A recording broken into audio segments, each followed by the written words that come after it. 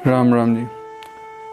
गुरु तेग बहादुर जी कहते हैं, धन धारा संपत सगल जिन अपनी कर जान, इनमें कुछ संगी नहीं नानक साची मान।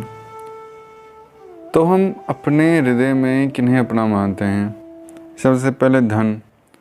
हर व्यक्ति को धन का बड़ा गुमान होता है कि मेरे पास बहुत सारा धन है, मेरे खाते में बहुत सारे पैसे पड़े हैं, ज़मीन जायदाद बहुत है। तो इसका एक अहंकार होता है, इसका एक मान होता है, क्योंकि इसको हम अपना समझते हैं।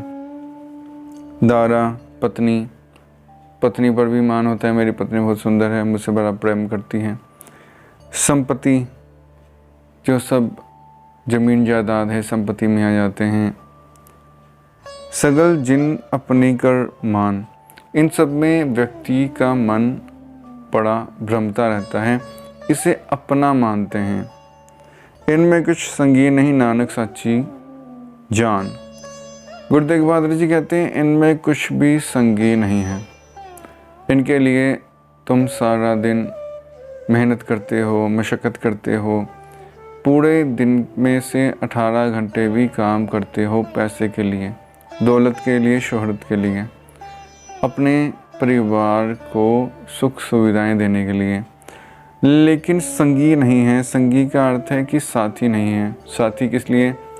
जब ये संसार छोड़ के तुम चले जाओगे तो इनमें से कुछ भी तुम्हें सहायता प्रदान नहीं करेगा, कोई भी तुम्हें साथ नहीं देगा जाने में। इनमें से कुछ भी तुम अपने साथ लेकर नहीं जाओगे। जब जाती है जीवात्मा अकेली ही जाती है।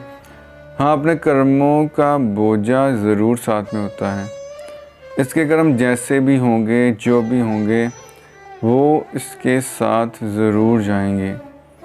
अपने परिवार के लिए अगर इसने गलत कर्म किए हैं, किसी का हक मारा है, बेईमानी की है, धोखा दिया है किसी को, तो इसके परिवार को तो उसका कोई फल नहीं भुगतना पड़ेगा, लेकिन उस जीवात्मा को ज़रूर फल भोगना ही पड़ेगा।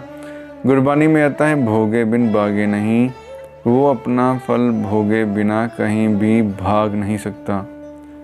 इसलिए व्यक्ति को कर्म करते वक्त बहुत सावधान रहना चाहिए, क्योंकि जैसा कर्म करेगा वैसा फल देगा भगवान। यह है गीता का ज्ञान। गीता भी यही कहती है, गुरबानी भी यही कहती है। इसलिए सिर्फ अपने परिवार के लिए गलत कर्म नहीं करने चाहिए। ईमानदारी से, न्यायपूर्वक अपना कारोबार करके उस धन से अपने परिवार का पालन पोषण ज़रूर करना चाहिए। और पूरा दिन सिर्फ धन कमाने में ही नहीं गुजार देना चाहिए।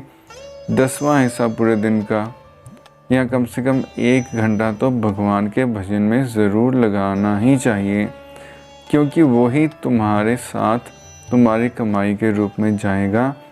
और धन संपदा, पुत्र, स्त्री, कुछ भी तुम्हारे साथ नहीं जाएंगी। धन्यवाद।